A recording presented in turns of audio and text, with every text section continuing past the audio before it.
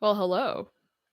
For some reason, they just decided that my last live stream violated community guidelines. So I guess you guys missed me recording two things. I think it's because I started singing I like rapped the lyrics from that Savage song on TikTok. Like completely jokingly. Like it wasn't even good, but I don't know. YouTube freaked out and was like, we're taking this video down. That's never happened to me before. So that was a new thing. That doesn't make sense just to say it was a new. Okay, so you missed the beginning unless you were watching before, but oh, hello. Let's do this, I guess. Does just like singing on here get you kicked off? I'm so confused. Maybe I'll try that sometime. I'll just have like an experiment. Fucking get me kicked off of the YouTube live stream. Alrighty. So now we're gonna begin with the actual perks of perfectionism segment. Hold on, I have to edit something else before I asked.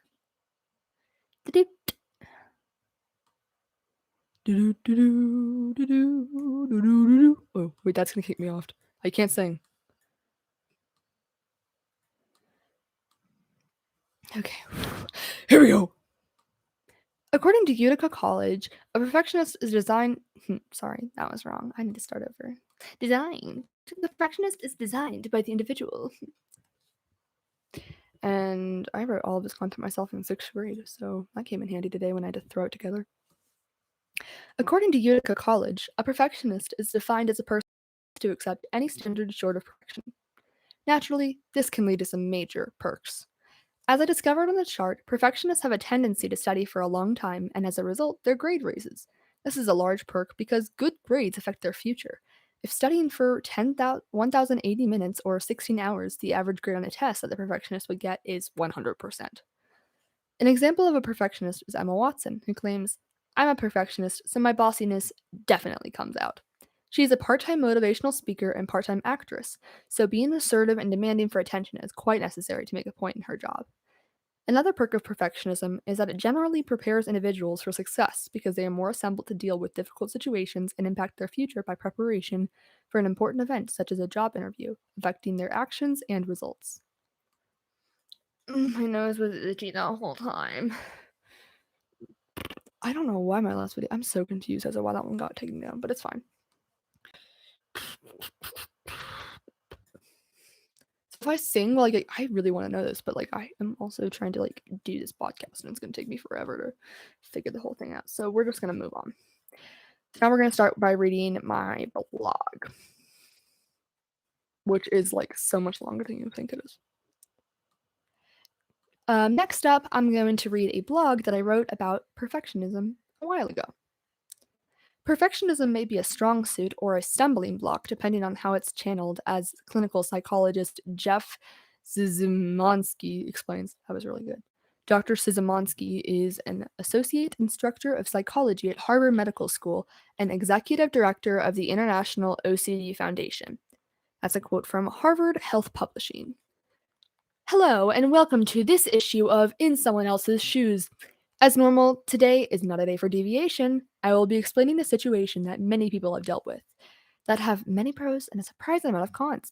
Today, I will talk about perfectionism.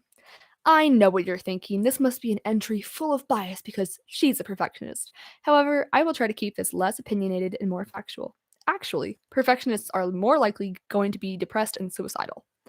Psychiatrics, no, that's definitely, is that right? Psychiatrists? No, I was right. Okay, psychiatrists think that perfectionists have unrealistic views on failure and are overly critical of themselves, which has a negative impact on daily life. It's possible that my outlooks on life aren't always that great. Anyway, in this issue, we will be discussing coping strategies for perfectionism. Perfectionists have outlooks on life that are often associated with the perfectionist saying, never good enough. The book Perfectionism, A Practical Guide to Managing Never Good Enough by Lisa Van Gemert, teaches readers that are supposed to be parents or educators how perfectionists look on life so that they can cope better with them from an academic standpoint.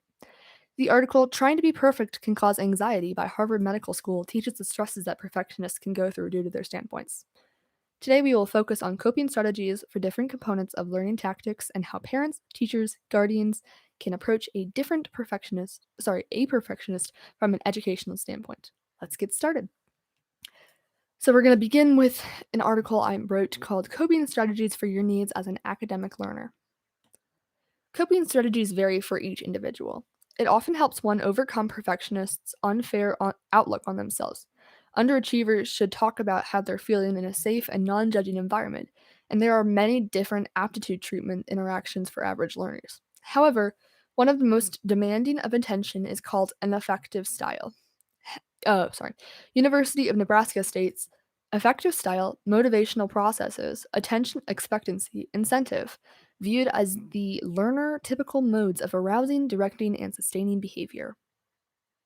This shows that the effective style of learning is more of a hands-on learning system that provokes our response out of the that provokes a response out of the learners due to the stimuli creating a reaction.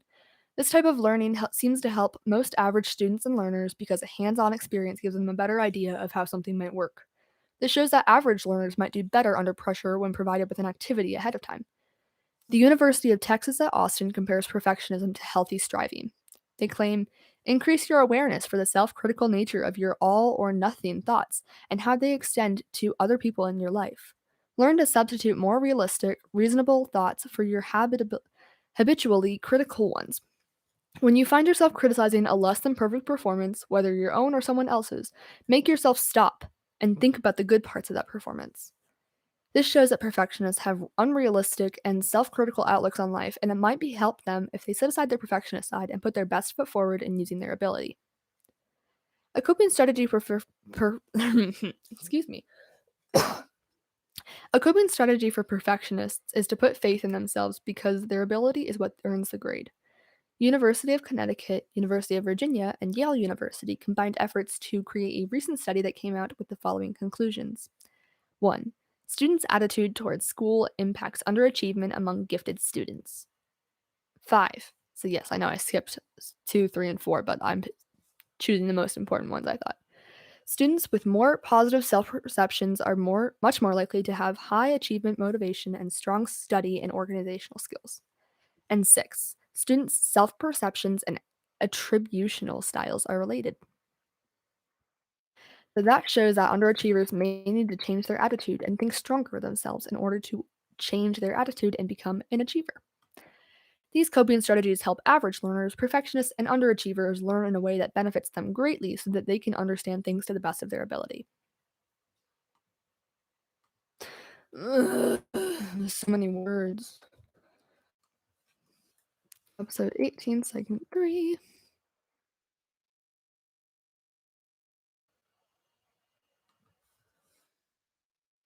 That's going to be episode 18, segment 4. Alrighty, now we're going to talk about approaching various leaders. Let's do this. Next on the topic block, I guess, is approaching various learners. There are many ways to approach each type of learner.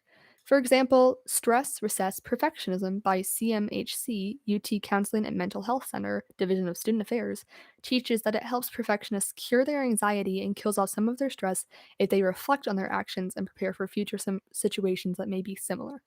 The text states, here's an experiment to explore the costs that come with being perfectionistic.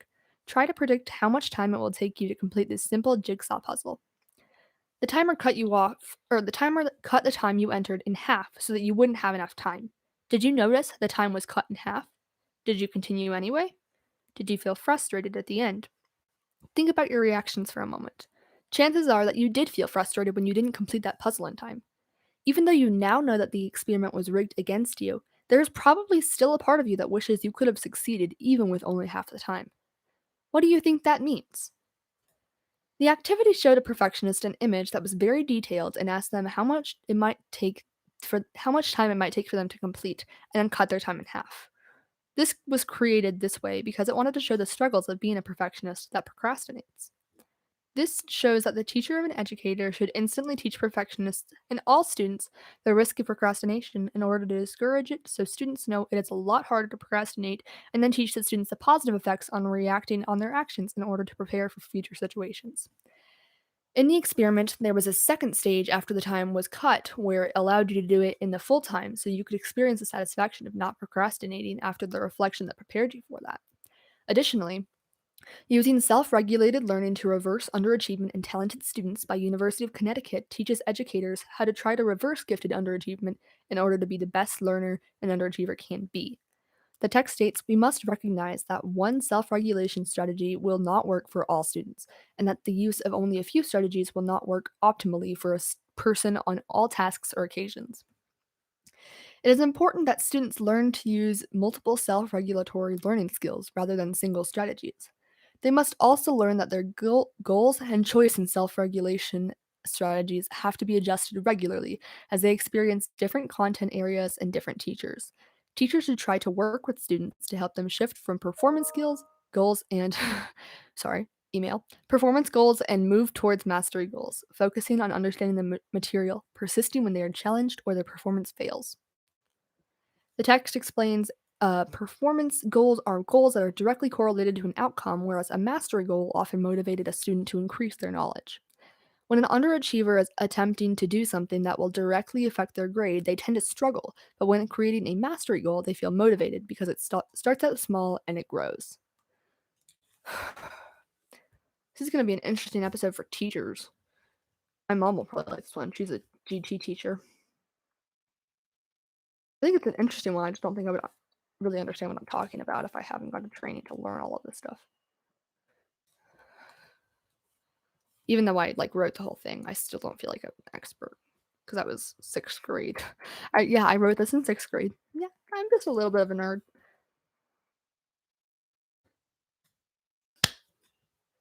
I was gonna sing the Savage song, but apparently I can't do that anymore. Even YouTube's cutting me off. They're like, stop it with the TikTok lady. It's kind of rough, I know. Okay, now we're gonna go into a quote and sound all fancy.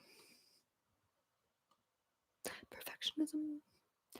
Perfectionism is not attainable, but if we chase perfection, we can catch excellence, said Vince Lombardi.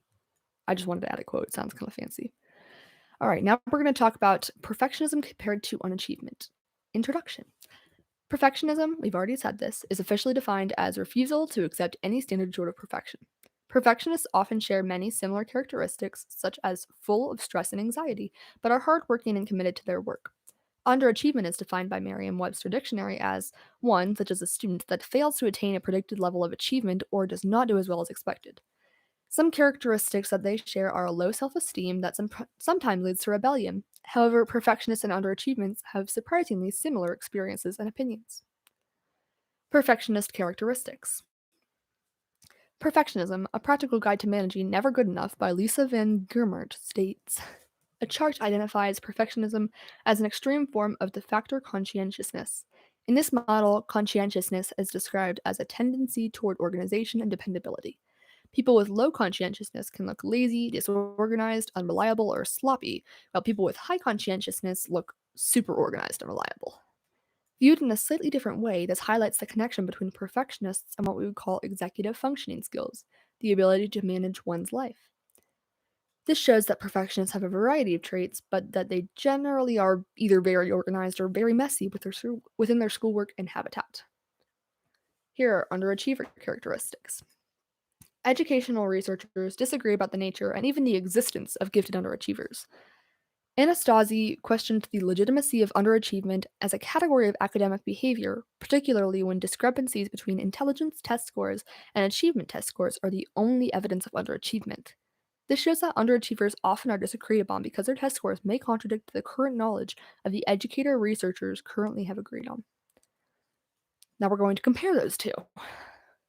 Often, if you're seeking perfectionism and you realize you can't get there, your frustration leads you toward the complete opposite of the spectrum. Sometimes kids struggling with perfectionism who find that they cannot be perfect in school don't slide into the A minus or B range, but instead go into F mode, which can be particularly damaging. This shows that perfectionists and underachievers are similar because oftentimes underachievers are originally perfectionists, and that this is an area that they struggle with. They might not decide to do it at all, and then they become gifted underachievers. Contrasting those two. It's important to understand that perfectionists can often be the root of some people's failures and look like they lack concern for their success. If we interpret this failure as laziness or rebellion, we may approach the student's underachievement in an entirely wrong way. This shows that perfectionists and underachievers are different because they both often interpret things completely differently.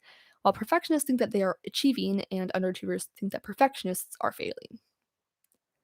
And that is all for today's episode. How long is it?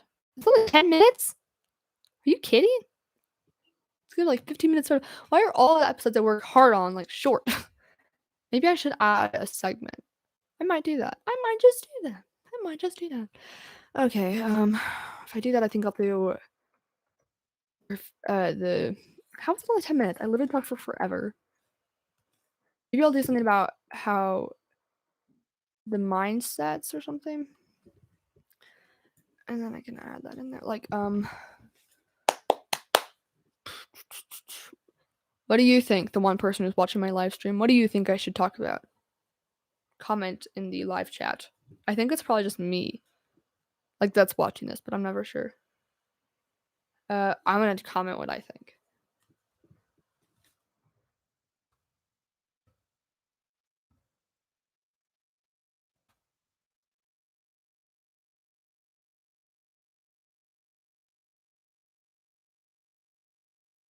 I don't know because I've already this episode.